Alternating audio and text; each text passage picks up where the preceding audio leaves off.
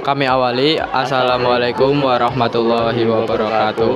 Nah, di sini saya akan memperkenalkan diri. Nah, saya Muhammad Rafi Mardika, absen 19 dari kelas 11/4. Dan saya Faria Saditya, absen 9 dari kelas 11/4.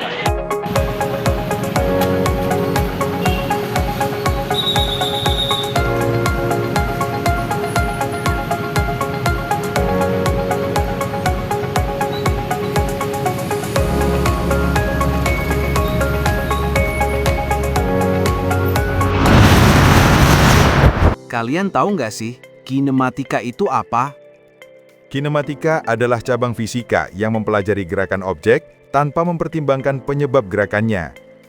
Dalam dunia transportasi, pemahaman kinematika sangat fundamental untuk memastikan keamanan, efisiensi, dan inovasi. Selain kinematika, apa sih pengertian dari impuls dan momentum? Impuls adalah perubahan momentum suatu benda yang terjadi akibat gaya yang bekerja dalam waktu tertentu. Sedangkan momentum adalah ukuran kuantitas gerak suatu benda yang bergantung pada massa dan kecepatannya. Semakin besar massa dan kecepatan suatu benda, semakin besar momentumnya. Apakah tiga unsur tersebut bisa mempengaruhi pada transportasi darat seperti kereta? Jelas bisa mempengaruhi suatu benda bergerak. Jelasin dong tiga unsur tersebut pada pengaruhnya di kereta api. Kinematika pada kereta api mempelajari gerak kereta tanpa memperhatikan gaya penyebabnya. Contohnya, kecepatan kereta saat melaju, percepatan saat mulai bergerak, serta jarak dan waktu tempuh selama perjalanan. Dan impuls pada kereta api adalah hasil perkalian antara gaya dan waktu saat terjadi tumbukan atau pengereman. Impuls menyebabkan perubahan momentum, misalnya saat kereta berhenti mendadak atau bertabrakan dengan benda lain. Sedangkan momentum pada kereta api adalah hasil kali massa kereta dengan kecepatannya. Semakin besar massa atau kecepatan kereta, semakin besar pula momentumnya, sehingga sulit untuk dihentikan secara tiba-tiba. Jadi, apa kesimpulan keterkaitan antara tiga unsur tersebut pada kereta api?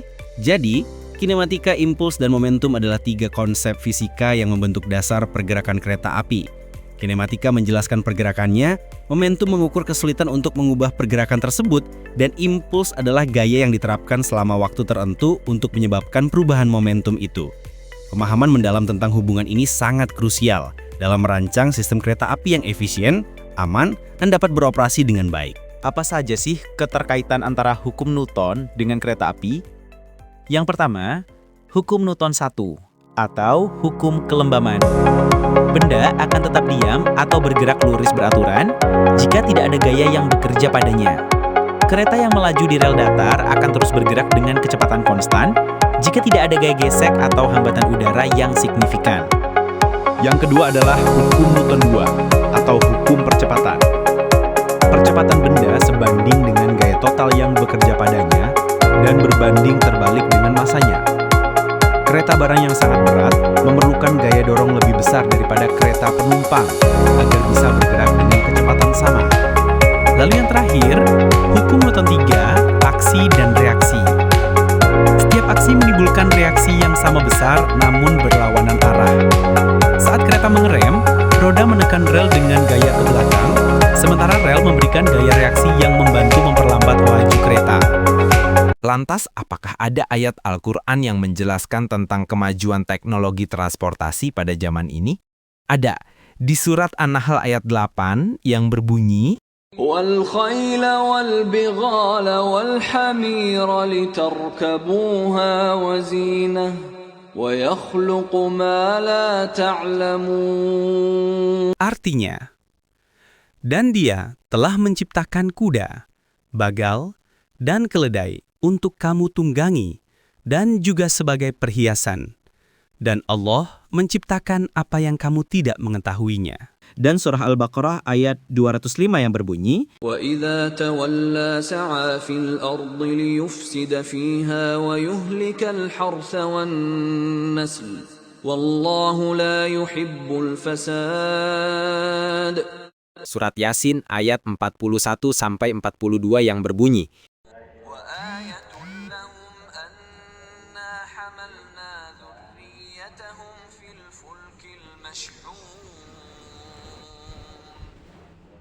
خلقنا لهم من مثله ما يركبون.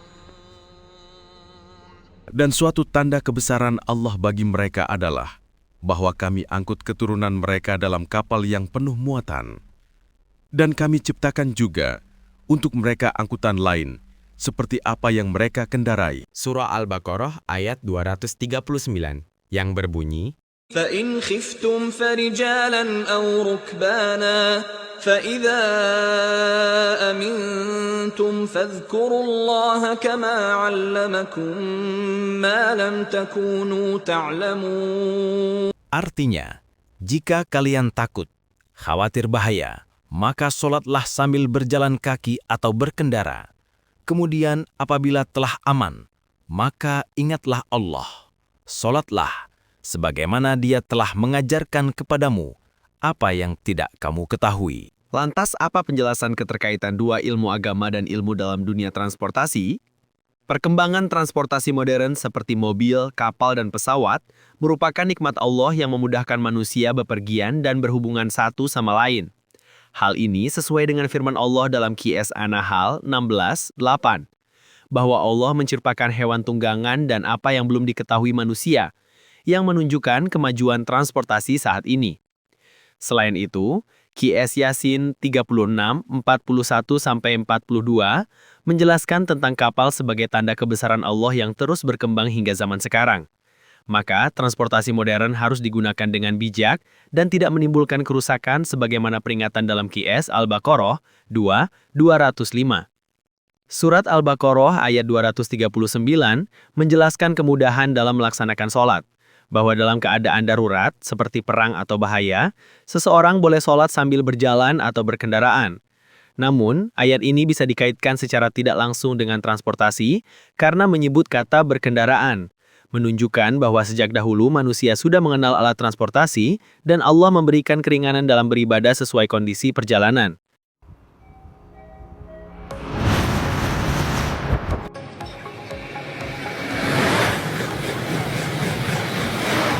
Lantas, apa kesimpulan dari semua hal yang telah dijabarkan?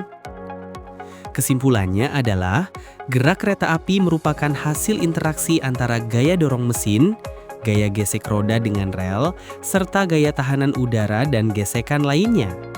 Semua ini sesuai dengan prinsip hukum Newton yang menjelaskan hubungan antara gaya dan gerak benda.